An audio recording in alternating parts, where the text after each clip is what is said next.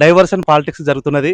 వాస్తవంగా గౌరవప్రదమైన పదవులలో ఉంటూ కేంద్ర హోం సహాయ శాఖ మంత్రిగా చేస్తున్నటువంటి బండి సంజయ్ గారు మొట్టమొదటగా కేటీఆర్ గారి మీద ఆరోపణ చేసింది తనే. అసలు డ్రగ్స్ విషయం తీసింది కూడా మరి బండి సంజయ్ గారే. మరి అలాంటి విషయం తీసినప్పుడు మరి గౌరవప్రదమైన పదవులు ఉన్నటువంటి పాటి కౌశిక్ రెడ్డి గారు మరి నిన్న గంగుల కమలాకర్ గారి పార్టీ కార్యాలయంలో మరి ప్రెస్ మీట్ పెట్టడం జరిగింది. అందులో తనేమో వేరే తప్పుగా ఏం మాట్లాడలేదు. మరి కేటీఆర్ గారి మీద మీరు ఆరోపణలు చేస్తున్నారు కదా అని చెప్పేసి ఒక మాట మాత్రము మరి బండి సంజయ్ గారి మీద మాట్లాడడం జరిగింది. ఏదైనా ఉంటే ప్రెస్ మీట్ అంటే ప్రెస్ మీట్ పరంగానే చూసుకోవాలి తప్ప కానీ పార్టీ కార్యాలయం మీద దాడి చేయడం అనేది అది ఒక వ్యవస్థకు మరి ఒక హోం సహాయ శాఖ మంత్రిగా పనిచేస్తూ మరి రక్షణ మంత్రిగా పనిచేస్తూ మరి గుండాయిజం రౌడీజం అనేది ఇది కరెక్ట్ కాదు.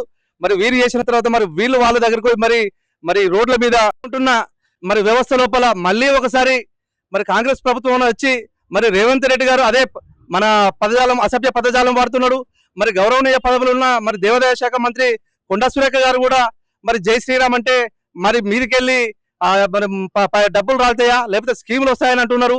మరి ఒకరు కేంద్ర హోంశాఖ మంత్రి, మరొకరు రాష్ట్ర మంత్రి, మరొకరు ముఖ్యమంత్రి, ఇలాంటి ఉన్నత పదవులలో ఉండి మీరు ఈ రకంగా భేషజాల మాటలు మాట్లాడడం అనేది ఇది కరెక్ట్ కాదు. రానున్న రోజులలో మళ్ళీ దాడులు జరిగితే గనుక బీఆర్ఎస్ పార్టీ అనేది ఊకుండే పార్టీ ఏం కాదు. మళ్ళీ ఇప్పుడు కేసీఆర్ గారు అద్భుతంగా ముఖ్యమంత్రిగా కావడానికి తెలంగాణ రాష్ట్ర ప్రజలు, యువకులు, మహిళలు, రైతులు ప్రతి ఒక్కరు కూడా కంకణం కట్టుకొని సిద్ధంగా ఉన్నారు. దయచేసి నాయకులకు ఒక విజ్ఞప్తి ఏంటంటే మీకు గౌరవప్రదమైన పదవులు ఉన్నప్పుడు కనీసం బాధ్యతగా ఉండండి. Give respect and take respect ఇవన్నీ మర్చిపోయి మీ పదవులను వాడుకొని మీ కింద అనుచరులతోటి మరి కౌశిక్ రెడ్డి మీద దాడి చేయడం, మరి ఆత్మహత్య మరి హత్య చేయడానికి ప్రయత్నం చేయడం ఇది మాత్రం తెలంగాణ ప్రజలు ఆలోచిస్తున్నారు. మరి రైతులు వర్షానికి ఎండకు మరి చనిపోతున్నా ఎదుగుతుంది. మళ్ళీ కేసీఆర్ గారు ముఖ్యమంత్రి అవుతారని చెప్పేసి మీరు జీర్ణించుకోలేక గౌరవ కేటీఆర్ గారి మీద ఆరోపణలు చేయడం సరికాదు. మరి మీరు ఎన్నో రకాలుగా మాట్లాడినా కూడా మరి మన గౌరవ కేసీఆర్ మాజీ ముఖ్యమంత్రి గారు ఎప్పుడు కూడా మిమ్మల్ని ఒక మాట కూడా అనడం లేదు.